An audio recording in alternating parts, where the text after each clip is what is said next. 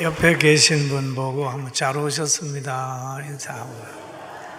야, 우리가 지금 가을이 됐는데 가을 햇빛이 너무 맑잖아요.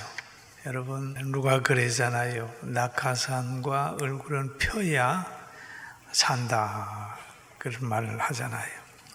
오늘이 1981년 유엔에서 세계 평화의 날을 정한 날입니다. 오늘이 이제 그래서 그때가 9월 셋째 주간을 세계 평화의 날로 정하자 해가지고 만장일치로 통과됐었어요. 그런데 2001년도에 가서는 그냥 9월 21일을 딱 못을 박았습니다. 그래서 오늘이 바로 세계 평화의 날입니다. 그럴 때 미국과 소련 세 개가 군비를 핵을 만들고 막 난리가 났을 때 유엔에서 모여서 이래서 안 된다 해가지고 그 날을 정했어요. 그런데 역사를 살펴보면 그때의 강국이었던 소련은 이제 사라지고 또 그 자리에 러시아가 들어서지 않습니까? 그게 미국은 살아있잖아요. 그래서 공산주의는 항상 무너진다. 지금 중국과 미국이 또 붙어도 얼마 있지 않으면 또 공산주의는 또 무너집니다. 그리고 복음으로 돌아가자, 자유를 사랑하자, 그런 사람은 살아나게 돼 있어요. 할렐루야. 여러분, 우리가 복음을 자꾸 따라가요.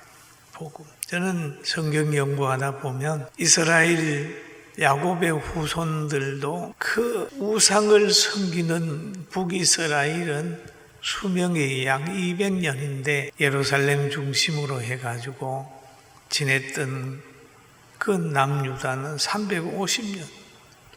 거기서 끝난 게 아니고 외국으로 잡혀갔다가 다시 돌아와가지고 이스라엘을 회복하는 거. 여러분, 우리가 세계 평화의 날 기억하는 것은 종로에서 기념식이 있습니다. 기념 예배가 있는데 거기에 우리 성민 소년 소녀 합창단이 거기서 찬양을 하게 되고 제가 설교를 하게 돼 있어요. 세계 평화 우리가 기억하고 있습니다.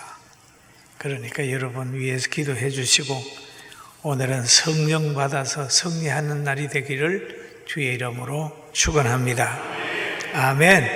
오늘 성경 본문을 보면은 이런 말씀이 있어요.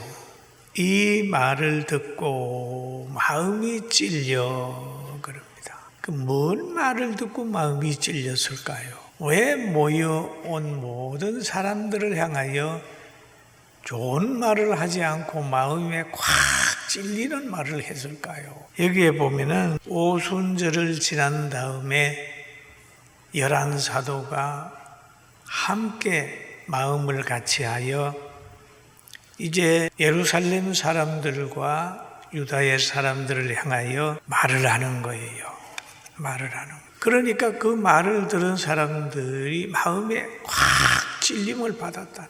그러면서 또 마음의 찔림을 줄 수 있는 이 사람들은 혼돈스러운 환경을 정리를 해줬어요. 요즘에 보면은 어떤 사람은 뭐 진화론 이 얘기를 하다가 그러면 진화의 씨가 되는 아주 작은 그 아메바는 그럼 누가 만들었냐? 그러니까 창조 진화론 거예요. 그거는 하나님이 만들었는데 그것이 진화됐다. 아주 엉터리 같은 얘기들을 하고 있어요. 그 성경을 모르면 속습니다, 여러분. 그런데 오순절에 막 성령을 받아가지고 막 얘기를 하니까 거기에 모인 사람들이 야, 이 갈릴리 사람들이 막 술 취했구나, 이상하다. 그렇게 얘기를 하니까 바로 이제 베드로가 대답을 하는 거예요. 구약에 나오는 요엘 선지자를 통해 예언한 것이 성취가 되고 있다. 계시로 설명을 하는 거예요. 계시로 사건을 설명하고 있습니다. 그러면서 주의 크고 영화로운 날이 이루기 전에 해와 달에 큰 변화가 온다.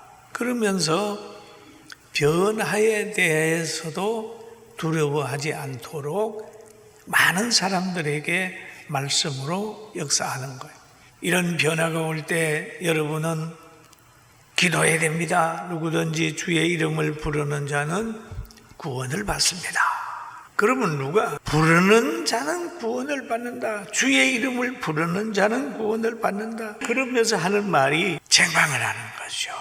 너희가 모여온 사람들 보고 너희가 율법 없는 사람들을 통하여 예수 그리스도를 십자가에 못 박았다. 그런데 십자가에 못 박은 그분이 바로 구주다. 그리스도다. 하나님의 아들이다. 심판주다. 그렇게 얘기를 하니까 그 말을 들은 사람들이 두려운 거예요. 어찌하라고? 여러분 그렇잖아요. 여러분이 욕하고 관계가 안 좋은 사람이 대통령이 되든지 아니면 통장이 되든지 무슨 여러분보다 훨씬 나은 자리에 가면 기분 나쁘잖아요. 내가 옛날에 저 사람하고 원수졌는데 저 사람이 권력을 가졌으니까 나를 해하지 않을까? 두렵지 않습니까? 그런 것처럼 예수님이 부활했다는 것과 그분이 심판주라는 얘기를 듣고 난 후에 형제들아 어찌할꼬? 우리가 이 엄청난 죄를 졌는데 어찌할꼬? 라고 하는 얘기를 하고 있는 거예요. 그런데 베드로는 그렇게 책망만 한 게 아니고 또 한 가지 구약에 있는 시편에 나타나는 얘기를 가지고 얘기합니다. 야, 다윗도 예수 그리스도가 오시기 전에 예수 그리스도에 대한 얘기를 했다. 그러면서 예수님은 뭘 생각하면서 내가 항상 내 앞에 계신 주를 배웠으며 나로 요동치 않게 하기 위하여 그가 내 우편에 계시도다. 그러므로 내 마음이 기뻐하고 내 혀가 즐거워하며 육체도 희망에 거하리니 라는 얘기를 했다. 그런 얘기를 하면서 그 부활의 사건을 계시로 쭉 얘기를 해오는 겁니다.